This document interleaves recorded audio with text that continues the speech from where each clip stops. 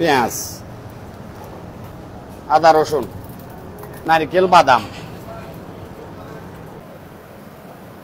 মালটা দিচ্ছি, মালটা। প্রিয় দর্শক, কিমা বিরিয়ানি কিভাবে রান্না হচ্ছে সেটা আপনাদেরকে দেখানো হচ্ছে।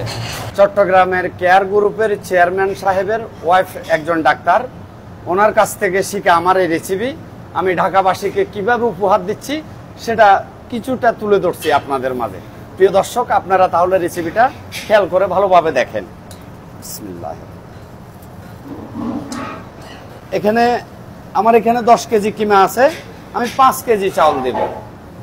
লং, এলাচ, দারচিনি, তেজপাতা।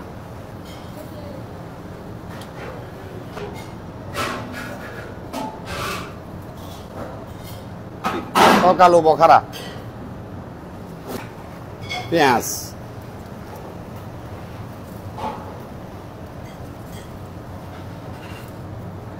টমেটো, লবণ,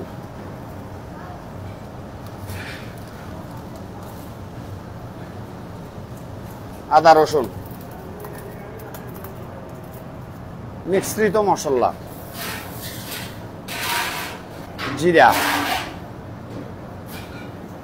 সাদা গোলমরিচের গুঁড়ো,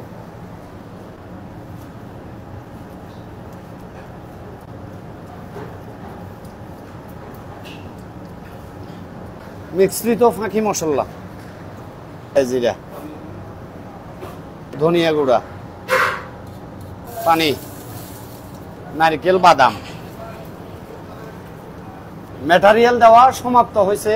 এরপর আমি যখন স্টিমে দেওয়ার আধা ঘন্টা পরে চাউল ঢালবো, দুধ ঢালবো, ঘি ঢালবো। এই 3টা জিনিস ঢালা হবে ড্যাগে। ম্যাক্সিমাম 40 থেকে 45 মিনিট এটা আগুনে থাকবে। এরপরে আমি চাউল ঢালবো, দুধ ঢালবো, ঘি ঢালবো। চুলায় উঠে দেওয়ার পরে এভাবে স্টিমের উপরে আধা ঘন্টা 40 মিনিটের মতো ম্যাটেরিয়ালের মাধ্যমে কষানো হবে। এরপরে চাউল ঢালবো আর কি, সময় হলে যখন মাংসটা জুস হয়ে যাবে তারপরে চাউল ঢালবে। 40 থেকে 45 মিনিটের মতো লাড়াচাড়া করব।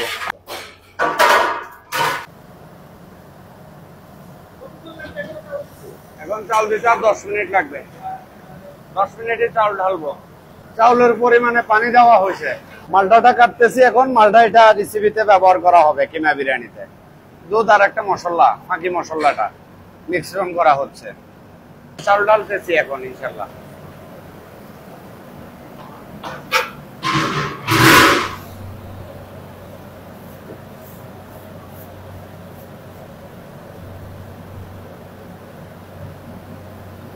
তিরিশ মিনিট দমে রাখতে হবে। কমা 10 কিসমিস দাও। দিচ্ছি কিসমিস,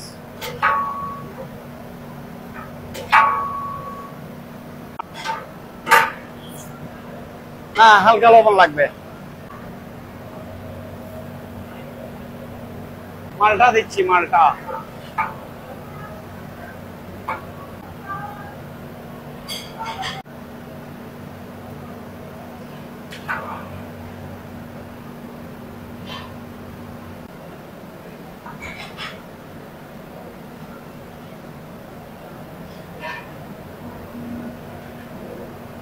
দুধ দেওয়া হচ্ছে।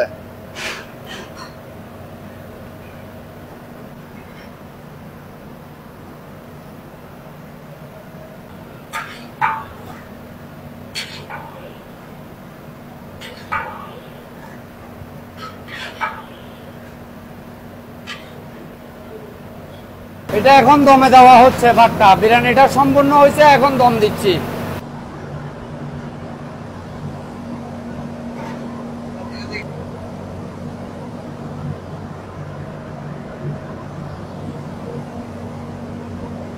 মিনিট এরকম দমে থাকবে। এই লাকড়িগুলো চট্টগ্রাম থেকে আনা হয়েছে, এগুলো চট্টগ্রামের লাকড়ি।